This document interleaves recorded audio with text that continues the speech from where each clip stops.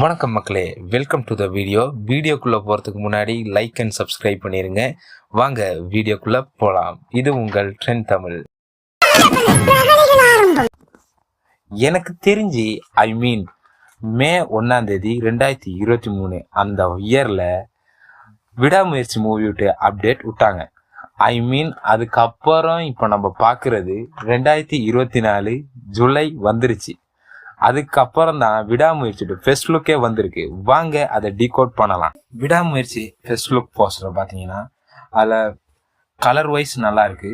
அதில் ஒரு blue colour and yellow கலரை மிக்ஸ் பண்ணியிருக்காங்க. அதில் அஜித் சார் விட்டு கூலர்ஸை பார்த்தீங்கன்னா ப்ளூ கலரில் இருக்கும். அவர் வாக் பண்ணி வர மாதிரி தான் நார்மலான போஸ்டர் டிசைன் மேக் பண்ணியிருக்காங்க.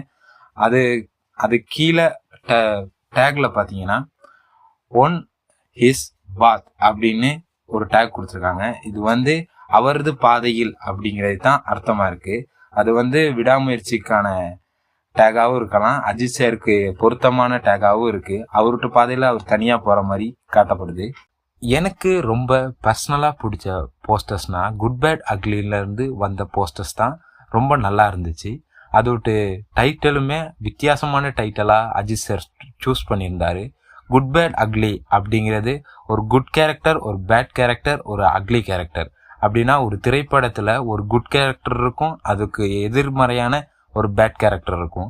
இடையில ஹீரோவையும் வில்லனையும் சந்திக்க வைக்கிற ஒரே ஒரு கேரக்டர்னா அது அக்லியாக தான் இருக்கும். குட் பேட் அக்லிலேருந்து 2 போஸ்டர்ஸ் ரிலீஸ் பண்ணாங்க. 2 போஸ்டர்ஸ்ல 24 மணி நேரம் போஸ்டர்ஸ் வியூஸ் அப்படிங்கிறத எக்ஸ் வலைத்தளத்தில் அஃபிஷியலாக டீம் ரிலீஸ் பண்ணியிருக்காங்க.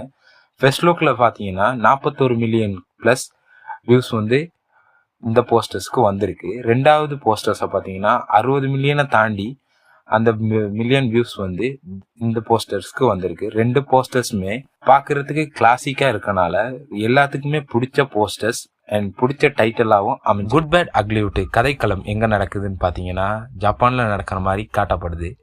போஸ்டர்ஸில் அந்த மாதிரி ஜப்பானில் இருக்க அம்சங்களை வச்சு தான் இந்த படத்தை விட்டு போஸ்டர்ஸே டிசைன் பண்ணியிருக்காங்க. அஜித் சாரும் அதே மாதிரியான டிராகன்ஸ் பொறிச்ச டேட்டூஸ்லாம் போட்டிருக்க மாதிரி தான் இந்த போஸ்டர்ஸ் காட்டப்படுது. எனிவே ஜப்பானில் நடக்கிற கதைக்களமாக இருந்தால் அங்கே ஒரு கேங்ஸ்டராக இருக்கிறதுக்கு வாய்ப்புகள் நிறைய இருக்குது. எனக்கு ரொம்ப பிடிச்சிருந்த போஸ்டர்ஸ் குட் பேட் அக்லியில் இருக்குது. உங்களுக்கு என்ன பிடிச்சிருந்துச்சின்னு சொல்லுங்கள், கமெண்ட் பண்ணுங்கள், லைக் பண்ணுங்கள், ஷேர் பண்ணுங்கள். தேங்க்ஸ் ஃபார் வாட்சிங்.